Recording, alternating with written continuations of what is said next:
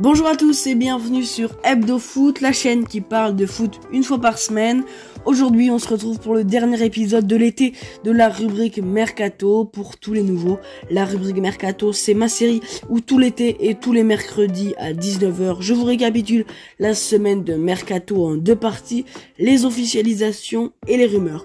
Aujourd'hui, épisode très spécial, premièrement car il sort un jeudi et aussi car au moment où sort cette vidéo, il reste exactement 29h de Mercato. Mais petit disclaimer, les dernières nouvelles datent de 15h30, l'heure à laquelle je m'enregistre. Donc s'il y a des infos entre 15h30 et 19h, elles n'apparaîtront pas dans cette vidéo. Voilà, je voulais juste vous prévenir. On va dans cette vidéo rapidement parler des officialisations, mais cette vidéo va surtout être sur les rumeurs, donc je vous fais pas attendre plus longtemps. Mais juste avant, n'hésitez pas à liker et à vous abonner. Sur ce, c'est parti. Donc avant de commencer les premières officialisations, je voulais juste vous prévenir, vous allez les trouver anciennes, mais elles datent de mercredi dernier, et comme je l'ai dit, je récapitule toute une semaine, donc je suis obligé d'en parler. Donc première info, du côté de Manchester City, Aymeric Laporte s'est engagé pour 25 millions d'euros avec Al Nasser, et Jérémy Doku vient renforcer le secteur offensif des Mancuniens. L'indésirable de l'OL, Toko Ekambi, rejoint l'ABA Club.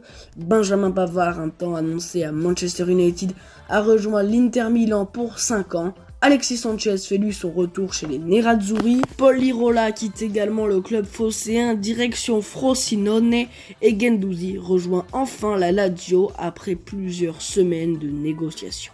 Toujours en Ligue 1, Georges Mikotadze quitte le championnat de France. Il quitte plus précisément Metz pour allier l'Ajax Amsterdam.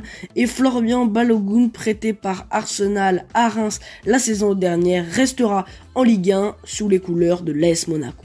Pour finir, l'AC Milan a annoncé le prêt avec option d'achat de l'international belge Alexis Selmaker à Bologne. Un autre international belge, Romelu Lukaku, lui a passé sa visite médicale avec succès et s'engage avec l'AS Roma. Le prêt coûtera 9,5 millions d'euros au club de José Mourinho et il paiera une partie de son salaire. Bon, comme promis, on peut maintenant passer aux rumeurs. Je vais essayer de bien vous détailler les gros dossiers importants, mais par conséquent, contrairement aux autres vidéos, les petites rumeurs en bref seront moins présentes et même pas du tout présentes dans cette vidéo. Premier gros dossier, celui de Randal Kolo Muani, qui est également lié à celui d'Hugo Ekitike. Vous allez voir, je vais tout vous expliquer. Donc après une première offre de 60 millions et une seconde de 70, refusée par Francfort, le PSG a proposé une troisième offre de 65 millions plus Hugo Ekitike, une offre également refusée. L'Eintracht attend au moins 85 millions secs et Hugo Ekitike privilégierait un départ chez West Ham avec qui il a rencontré l'entraîneur.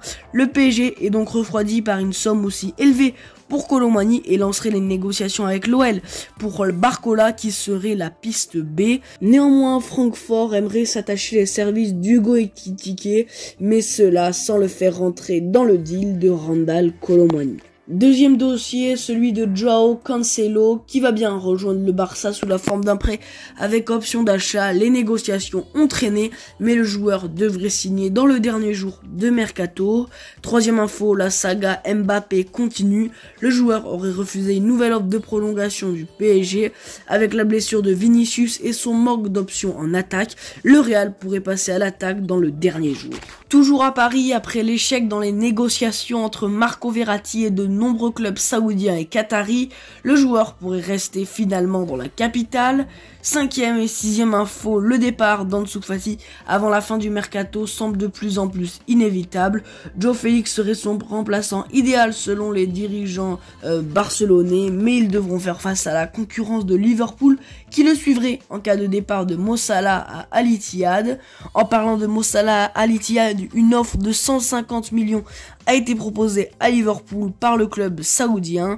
Le jeune Barcelonais, je parle donc là d'Ansu Fati, va partir en prêt à Brighton malgré que Tottenham ne lâche pas l'affaire. Allez, on arrive vers la fin et on passe à Manchester United où il devrait y avoir du mouvement dans les prochaines heures. Le club cherche désespérément un 8 et il pourrait s'agir de Ryan Gravenberch qui a été proposé dans un échange. En effet, le Bayern Munich en recherche de 6 aurait proposé un échange McTominay-Gravenberch qui arrangerait les deux clubs. Si la transaction n'aboutit pas, les Mancuniens hésiteraient entre Højbjerg et Amrabat. Les Red Devils s'intéressent également à Nicola Tagliafico ou Cucurella pour renforcer leur défense. Quant à l'autre Manchester, je parle bien de City.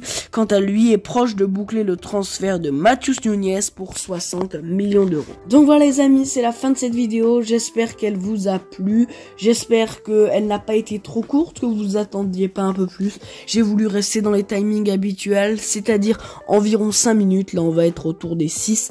Mais en tout cas, si vous voulez plus d'infos, n'hésitez pas à chercher sur internet. Il y a plein d'applis qui vous font les mercatos en direct. Vous avez heure par heure l'avancement de toute rumeur. Donc n'hésitez pas à aller sur OneFootball ou taper même sur Google mercato en direct. Vous trouverez tout ce que vous cherchez. Et nous, on se retrouve le plus rapidement possible. Il va y avoir la rentrée, donc on va faire une petite pause sur les vidéos, mais après, bien sûr, on reprend le rythme d'une vidéo un samedi sur deux à 19 h. Donc, un samedi sur deux, vous aurez une vidéo, une analyse, un reportage, etc.